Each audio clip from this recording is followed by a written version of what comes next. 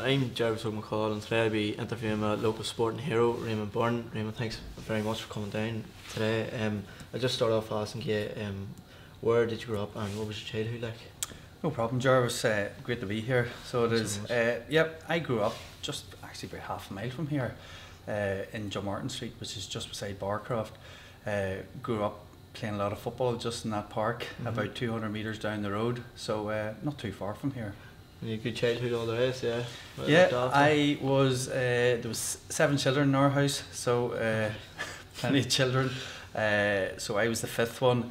So I had 4 brothers, 2 sisters. So football was a big part of the family. There was a lot of football was on a lot, and there was a lot of talking about football. And yeah, so good childhood, just the normal like everybody else. Right. And do you mind asking, what schools did you attend? What was your school life like? I attended the Abbey Primary School, and then went to the grammar school, the Abbey Grammar School, and then ended up back in Newry College here. So started off in the primary school. All my brothers went there, so it was normal enough for me to go to the Abbey as well. Really enjoyed the Abbey, the old school. Still pass it now when I drive past every now and again. Yeah, really good years. Enjoyed school, enjoyed the sporting side of school as well. You know, even all my years through school was very much football and cross country running and Gaelic. So really enjoyed school, and yeah, then went to the grammar school, and I spent 5 years in the grammar school. Left after GCSEs to come here, but same again with the grammar school. Really enjoyed it.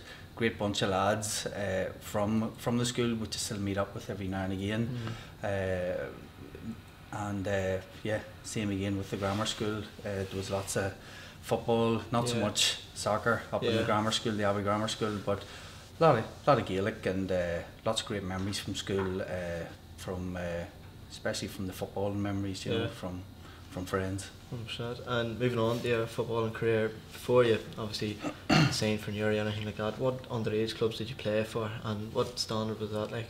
Yeah, well, this was now gone back, I suppose, over 30 years ago when I started playing Caribbean football. In the youth leagues, started off, there would have been just a standard sort of under-12 league back in that day. Under 12, under 13, under 14, working its way through to 16s, then 18s. But I started off playing for just local teams here. Played for Barcroft. They had an underage team, and John Green was the manager. Then Cleary Celtic had an underage team. Artie Green was the manager. They were 2 brothers, so there were 2 big sporting men around the town for youth teams and youth leagues. So played for another team down the Point Road called TCC, which was a combination of all the other of the 3 parks down there. So yeah, so played for all the youth leagues. Played was 14, 15 in the youth leagues, and then I started progressing on to Newry. I remember age 14, 15 getting a few games for the reserves at that stage, and I was lucky enough. I must have been doing all right. So then I got invited down to play for Newry under 18s, and the manager was Artie Green, and his assistant was Jackie Shields, and we had a really good team at the time. You know, it was like an under 18 team of Irish league clubs. So it was a really strong youth league. We were sitting 3rd, I think, 3rd or 4th in our first year. So it was a really good standard. You were playing against Lintorn, Linfield, Portadown, big clubs every week, and lot of the games were in Belfast. So yeah, really enjoyed it. But the good thing that I always liked about it was you get the opportunity to train down at Newry on a Tuesday and Thursday night, and them days it was just the youth team and the first team, so you were seeing what was happening. Yeah, you see the level in close quarters before you to. needed to improve. Yeah. See, and you're saying they're just signing for Newry at 18 whenever you signed your first contract, and then a few years later you signed for Nottingham Forest. And could you tell me just what that experience was like from being 18, signing with Newry, 4 years later you're over working with possibly one of the greatest managers ever under Brian Clough? Yeah, well, I was probably very similar to yourself, like playing for Newry under 18s, and I was only 17 at the time, and we had done well, and I must have been doing okay. But for the last 3 games of the season, the senior manager called me into the squad. So one was away at Glenavon, one was away at Linfield. Didn't even get stripped out on the Linfield game, but on the Glenavon game I got a sub bench, didn't get on. So the following season then I would have been overage for the under 18s. So just took myself down to pre-season with the senior team, and just got lucky enough that I sort of made it my business anyway, that I didn't really want to go anywhere else. I sort of thought if I was ever going to get an opportunity of playing football, it was going to be at Newry. Yeah. So I wasn't interested in going anywhere else. So I was quite happy to go down to Newry, do pre-season and see where it took me. Played all the games pre-season. Played against West Brom that pre-season as well. They had a lot of big names over at that time. And the first game of the season then, I got benched. So yeah, so after playing all the games pre-season, didn't get a lot. I was sub. First 4 games I was sub, wasn't getting on, and then the 5th game I got my first start, which was fantastic. Back in the day, it seems to be just black and white photographs since then, you know. But then I played 23 games, I think, for the first team, straight one after another. And it was just around that time that you started to hear a few whispers that clubs across the water might be interested. Yeah.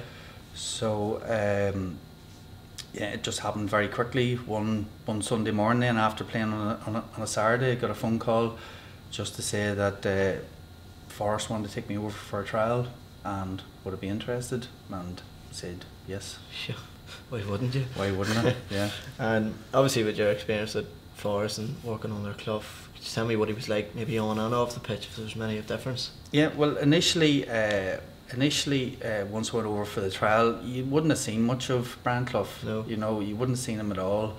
Very rarely, actually. So I was lucky enough. I got the trial worked out well for me.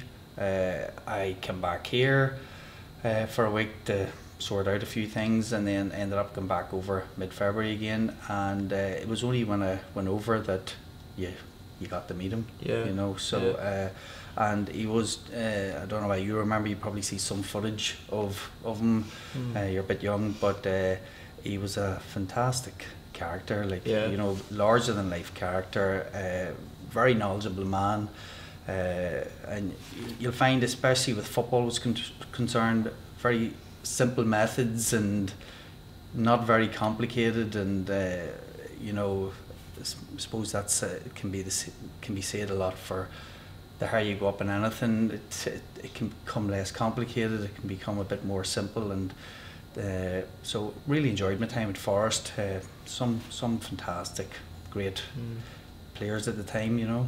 And I'll nearly ask you the same question, but about Roy Keane, obviously knowing that you knew him quite well over there. Keane, what was he like? Well, people have an odd idea what he was like on and off, but from a personal view, what I think he was like on and off. Yeah, well, when I first, after coming back here, I ended up flying back over again, and basically he picked me up from the airport, and the club had like a 3-bedroom terraced house just right beside the club.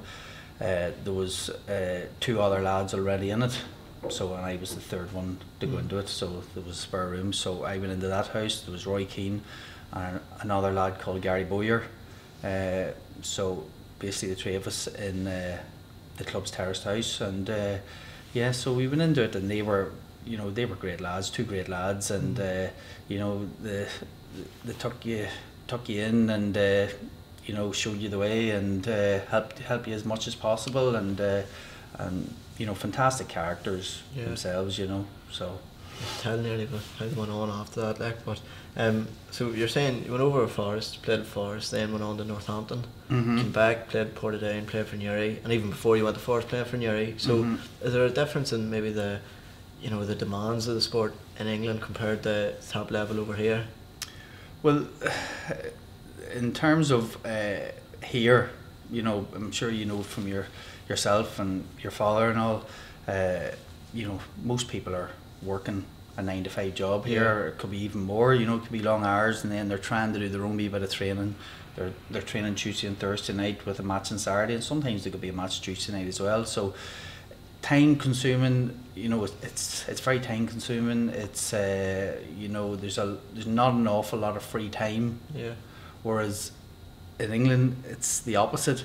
Yeah. You train every day, every morning. You could have been in for like maybe an hour and a half in the morning, but then the training was over and it was rest time. So there's a lot of emphasis put on rest time over there. So you go from training, you know, hard, but there's a lot of rest time, and there's a lot of time for yourself. Kind of a big difference in professionalism between the two, like, wouldn't there be? Well, there is, like, but yeah, there is, but like, you know, Irish League clubs and all, there's you know, it's up to each individual, I think, to create their own professionalism. And you know, it doesn't matter where you are, if you're gonna lose focus and let yourself down, you know, doesn't matter whether you're Newry or whether you're at Forest, it can easily happen. So it's up to each individual just to keep that focus. You know, and near the end of your career, when do you feel was the time that you just knew it was going to be your last game, or time to retire? When did you know that was, you know, going to occur? Well, I didn't know it was going to be my last game. It was I'd played. We had from maybe about the age of 30, I was starting to get a few injuries. I got a hernia operation when I was 30, and then 2 years later, Roy McCready was the manager. He just came in. We played Larne on the, let me see, on the 2 Saturdays before. I just scored 2. We played Portadown on the Saturday. I think we had a good result against them. And then just a freak accident, I hurt my knee, and I tore the cartilage in my knee. So that set me back a long time, and basically had to get an operation. Yeah.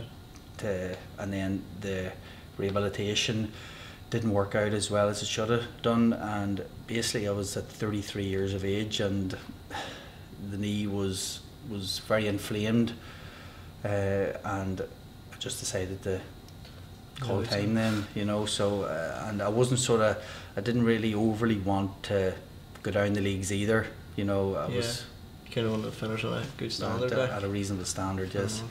And throughout your career playing, who would you say is your best player you've played with and against, and for what reason? Well, Irish League, I played with some great players and played against some great players as well.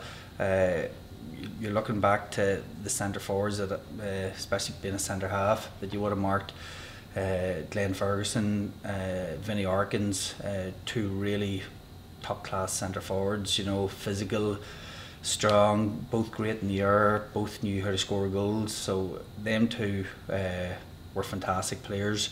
You had in midfield, which I played a lot of my time in midfield as well. There was local lad here, Robbie Casey, was a fantastic player. It was like the Darren Lockhart, Glentoran player, Tony Gorman, all very good players. So yeah, some fantastic players from Newry as well over the years. You know, even when I started off, there would have been Tommy Gray, Larry Griffin, Paddy Lundy, Ollie Ralph. You know, great local lads who put their heart and soul into their football. Across the water, I was lucky enough to play with some fantastic players there as well. At Forest at the time, there would have been Roy Keane, there would have been Stuart Pearce, Des Walker, Nigel Clough. Later on then came Stan Collymore, but Roy Keane would have been... I was expecting that. He would have been the number one. He just had everything that was needed for a footballer, you know, from having the ability to being...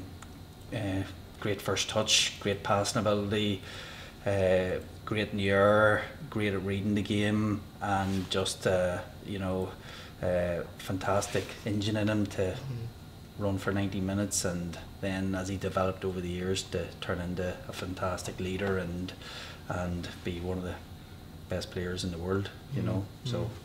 And as a player, what do you think your best memory is playing? Probably I would say the winning the league at Portadown was a very good memory, because not too many people, especially from Newry, have won the Irish League, the Gibson Cup. Yeah. So winning that was a very good memory. Playing in 2 Irish Cup finals was fantastic as well, in a sellout Windsor Park, and playing in the Champions League was for Portadown was a great highlight too.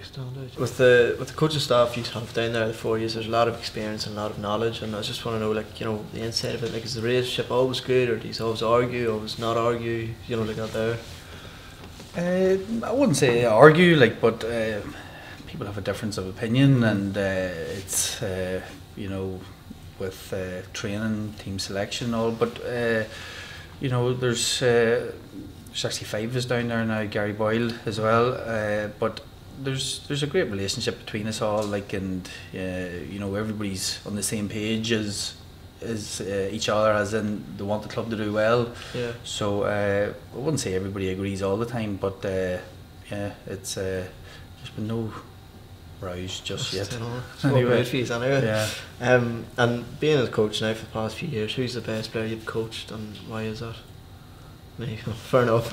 Next one. No, as a senior team, I've only coached you once or twice, but haven't I? Seen that brilliance. Yeah. No.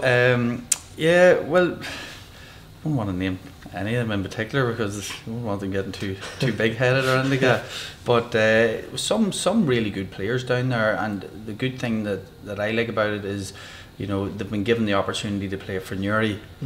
And you know, which maybe some of them thought it passed them by. So the last 4 or 5 years, we've had a good nucleus of players down there that you know, that have been a joy to coach and work with, and you know, some technically good, really good, gifted players. Like, and so wouldn't want to name anybody. Any names stand out for that there category, do you think? I think. I'm not just saying this, but the coaching staff are probably as good as what you get down there. Well, as a coach, what would be your best memory? Well, each of the promotions was very good, especially the first one. It was really good to get us up and running, and the promotion last year from the Intermediate League into the Championship now was a very important one, because it sort of put us back to where we started off 5 years ago. So both like, they're all important, but the first one and the last one. Yeah. And as a player or a coach, do you have any regrets in your career? Not overly. No, not really. I think looking back, you know, you're going to have your ups and downs, and you're going to have your disappointments, you're going to have your injuries. You know, it didn't always work out the way you wanted it to. In football, there can be a lot of disappointments. So, but overall, when you look back at it, I think it sort of can average itself out. You find your level, and you know, it didn't work out for me over in England, but I ended up having a good career here in the Irish League and really enjoyed it. And as a coach yourself, and obviously a lot of young players come and go, but if you were to give them one piece of advice to take with them throughout their career, what would it be? One piece of advice, I suppose you just go back to the basics. It's not easy, you know, to find your way in anything. You know, to work hard, to dedicate yourself, and you know, to enjoy it. It's very important to enjoy it, because sometimes you forget. You know, it can be just a lot of focus on winning games and doing well, but it's important to enjoy it. Sometimes you only look back at that, but just to work hard, and not the sometimes I feel young lads are, you know, they want to play for Man United and they want to play for Liverpool, and you know, and you're thinking, you know, start small and build bit by bit. You know, play for Newry. It's always a good starting. You know, starting point. So if you were able to get, like, that's the way I started. I thought, if I can get in Newry's first team, you know, never mind going to play for Forest or Liverpool or anything like that. Yeah. You want to start and, you know, get into an Irish League club and try to progress through the ranks of an Irish League club, and then once you get into the first team there, you'd be surprised what can happen and who can be watching, and but just to work hard and enjoy it and accept the disappointments. And I'll flip that question. What's the best advice you were ever given as a player? Best advice I was ever given was probably, and I tried to do it most of my career, was do it very simple. Yeah. So get the ball, pass it very simply to somebody else, and have a bit of awareness about you, and run. Yeah, brilliant. Raymond, that's all I have to ask you. Thanks a million for coming down here. And no problem, Jervis. Thanks very much, then.